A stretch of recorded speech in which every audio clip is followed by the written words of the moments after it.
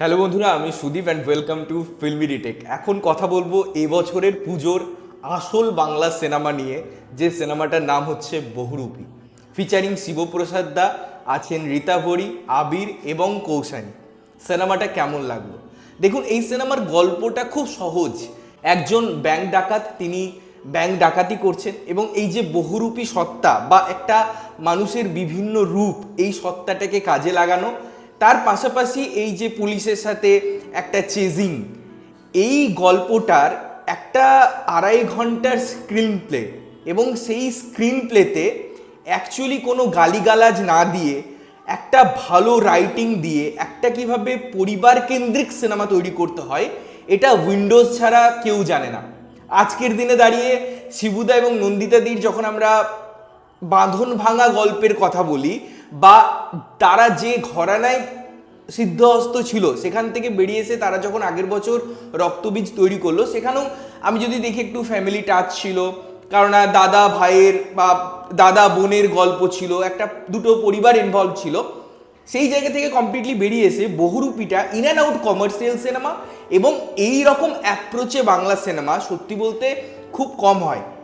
এই সিনেমাটা কয়েকটা জায়গায় এত দারুণভাবে স্ট্যান্ড আউট করে, যার জন্য আপনার এক্ষুনি মনে হবে সিনেমাটা দেখি, এবং দেখে এসে মনে হবে যে হয়তো সুযোগ যদি পাই পুজোতে আরেকবার সিনেমাটা দেখে নেবো। এতটাই এর ক্যাপাসিটি, এতটাই এর এক্সিকিউশনের ক্ষমতা। সিনেমার প্রথম পজিটিভ পয়েন্ট, যেহেতু এটা একটা সত্যি ঘটনা অবলম্বনে বা সেখান থেকে কিছু ইনসিডেন্টকে হায়ার করা হয়েছে, আগে কয়েকটা ব্যাংক ডাকাতির ইনসিডেন্ট ছিল, তো ওই জিনিসটা রিয়েলিস্টিক ম্যানারে প্রেজেন্ট করার জন্য এর দুটো হাফকে যদি আমি বিশ্লেষণ করার চেষ্টা করি, প্রথম হাফে এই যে একটা প্রস্তুতি পর্ব, এটাকে এত মিনিংফুলি, এত সুন্দর, এত ডিফারেন্ট ম্যানারে প্রেজেন্ট করেছেন পরিচালক দ্বয়।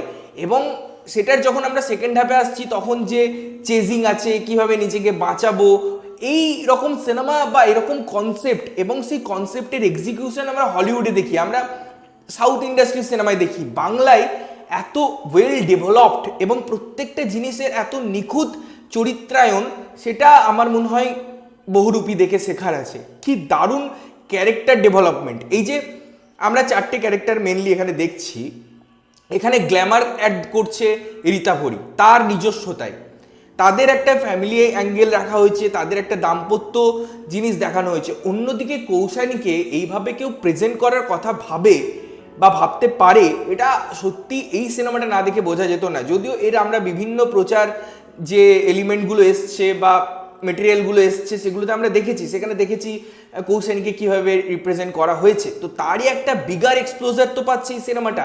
পুরো সিনেমা জুড়ে যখন তার জিনিসপত্র দেখা হচ্ছে, কোথাও গিয়ে সেটা ড্রপ করে না, থ্রু আউট মেনটেন থাকছে।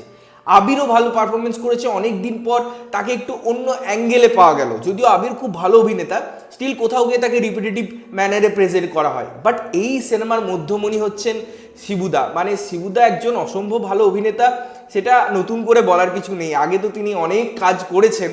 বাট এখানে তিনি যেভাবে দুটো রোলকে ইকুয়ালি প্রেজেন্ট করেছেন, এবং যেরকম তার ক্যারেক্টারটার ওভারঅল জার্নি তিনি দেখিয়েছেন, যতটা এক্সপ্রেশনের সাথে, ততটা ডায়লগসের সাথে, এবং ফেস অফ মারাত্মক। এই সিনেমার কোর স্ট্রেংথ হচ্ছে ডায়লগ, এই সিনেমার কোর স্ট্রেংথ হচ্ছে স্ক্রিন প্লে। এত শার্প ডায়লগ, এত সুন্দর ম্যানারে প্রেজেন্ট করা, এবং দুটো ক্যারেক্টারের মধ্যে যখন কিউ ম্যাচ হয় না, যখন আদান প্রদান হয় ডায়লগসের, এবং সেটা যখন সুন্দরভাবে প্রেজেন্ট হয়, সুন্দরভাবে একে অপরের সাথে মিলে যায়, সেটা একটা দারুণ উপস্থাপনা তৈরি করে। অডিয়েন্স হিসেবে আপনি আরও কানেক্ট হতে পারেন ওই জিনিসটার মধ্যে, সেটা থ্রু আউট এই সিনেমার মধ্যে আপনি দেখতে পাবেন। গানের ইউজ, ব্যাকগ্রাউন্ড মিউজিক, টেকনিক্যালিটিস দারুণ। চেজিং খুব অল্প পোর্শনে আমরা দেখতে পাচ্ছি বা খুব কম জায়গায় দেখতে পাচ্ছি, বাট সেটার যে ডিজাইনিং, আমরা তো বারবার একটা কথা বলি যে বাংলা সিনেমায় লিমিটেড রিসোর্স, লিমিটেড বাজেট, এটা আমাদের সবসময় ব্যাক অফ মাইন্ড রাখতে হয়।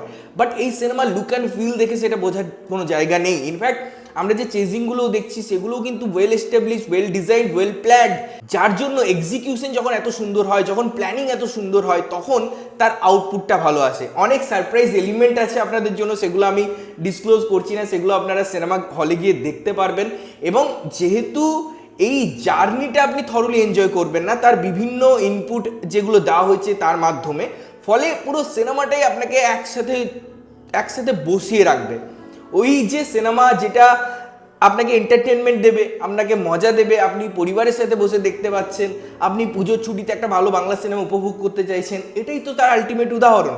তো আমার মনে হয় বাংলা সিনেমা নিয়ে আমি যদি কথা বলি, পুজো রিলিজের কথা বলি, হাইপ কোন সিনেমার আছে কোন সিনেমার নেই, কোন সিনেমায় কীরকম স্টার আছে, সেটার থেকেও বড় কথা ভালো সিনেমা ফুল এন্টারটেনমেন্ট কে দিচ্ছে, এটার একদম প্রকৃষ্ট উদাহরণ হচ্ছে এই সিনেমাটা। এবং আরেকটা বড় ব্যাপার যে আমরা বারবার বলি না যে কিছু কিছু ক্ষেত্রে হয়তো এমনভাবে প্রেজেন্ট করা হলো যে ভীষণ পলিটিক্যাল সিনেমা, ভীষণ অন দ্য ফেস কথা বলবে, ট্রেলারটাও ডিজাইন করা হয়, গিমিক ক্রিয়েট করা হয় অনেক ক্ষেত্রে। এই সিনেমা কোনো গিমিক ক্রিয়েট করেনি, সত্যি করে অন দ্য ফেস কথা বলে, অনেক পলিটিক্যাল কথা বলে এবং সেগুলো যথাযথ একটা কারণ দেয়, যথাযথ একটা ব্যাক স্টোরি সেটা ডেভেলপ করে। তো আমার তো খুব ভালো লেগেছে সিনেমাটা এবং আমি আবারও দেখবো এই সিনেমাটা। তাই আমার মনে হয় যে সঠিকভাবে যদি কোনো সিনেমায় পয়সা দিয়ে এসে পড়ে বা টিকিট কেটে পড়ে কোনো এরকম ব্যাপার মনে হয় না যে আমার পয়সাটা তো জলে গেল। না, এই সিনেমাটা মনে হবে যে আপনি যে টাকাটা দিয়ে এসছেন তার থেকে 4 গুণ কিছু আপনাকে দেওয়া হয়েছে এই সিনেমা থেকে। তো অবশ্যই আপনারা সিনেমাটা গিয়ে দেখুন, আর যদি অলরেডি দেখে নিয়েছেন তো কেমন লেগেছে সেটা জানান। ততক্ষণের জন্য ভালো থাকবেন, সুস্থ থাকবেন এবং সবসময় ভালো জিনিস দেখবেন। চ্যানেল যদি প্রথমবার দেখছেন লাইক কমেন্ট শেয়ার করতে হবে, সাবস্ক্রাইব করতে হবে যাতে প্রত্যেক নোটিফিকেশন আপনাদের কাছে পৌঁছায়। দেখা হচ্ছে অন্য কোনো ভিডিওতে, ততক্ষণের জন্য টাটা।